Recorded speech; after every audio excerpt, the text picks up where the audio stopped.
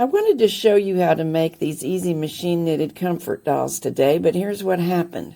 I got out my Toyota 950 thinking its turn had come, and it wouldn't work at all.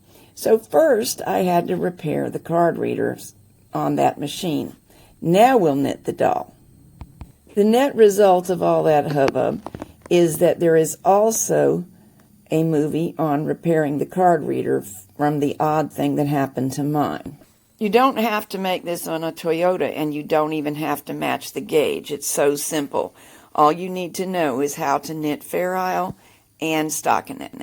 Any yarn that you have on hand will do, but I'm using mostly Tam BB and in mostly getting 6.5 stitches per inch. This is 32 stitches, and this is yarn with which I would normally expect to get 6.5 stitches per inch. The beauty of this pattern, though, is you have not got to match what I'm doing perfectly to get a cute doll. So let's knit 10 rows.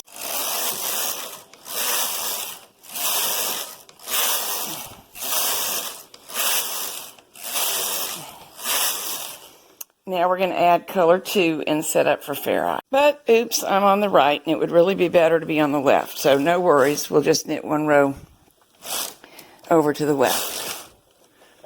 Card is already inserted and locked. We knit across from left to right, and the needles are selected. Now we'll add color 2. I've used the trick I like of anchoring color 2 with a true stitch on the first needle. Thread it into the feeder and change to C and begin knitting. And we'll knit 30 rows. But what am I forgetting? Set that so it will advance.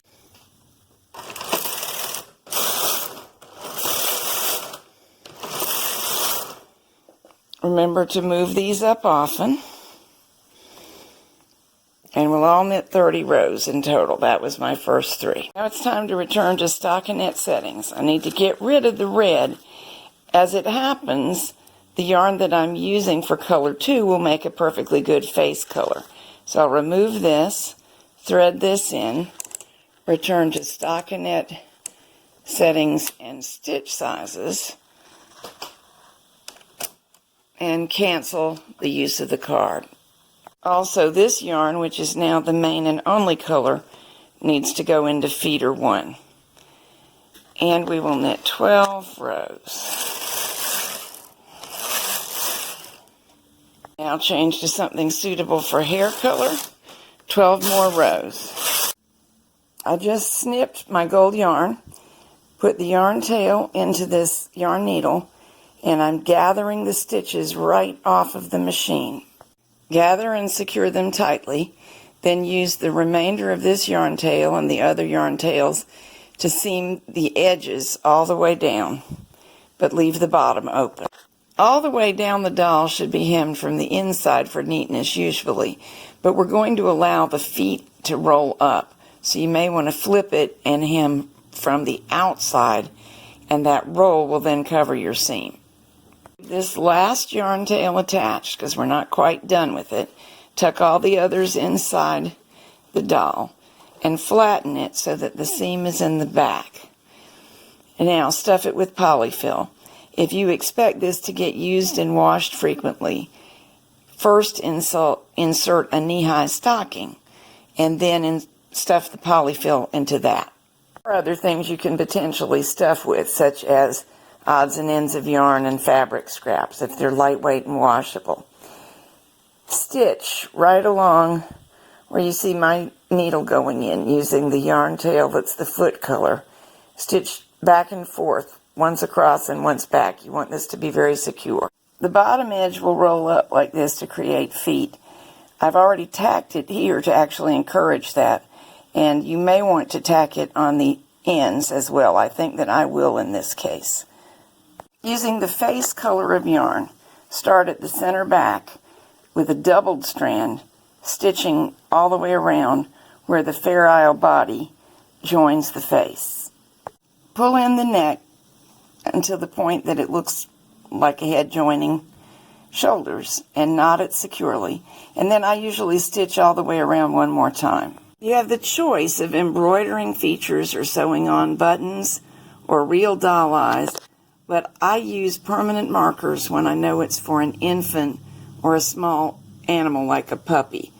We really don't want to risk a choking hazard. So there it is, a cute, cuddly comfort doll in a very few minutes for almost no money. Toyota knitters, stay tuned for a little more about Fairisle. This section is help for owners of Toyota 950s.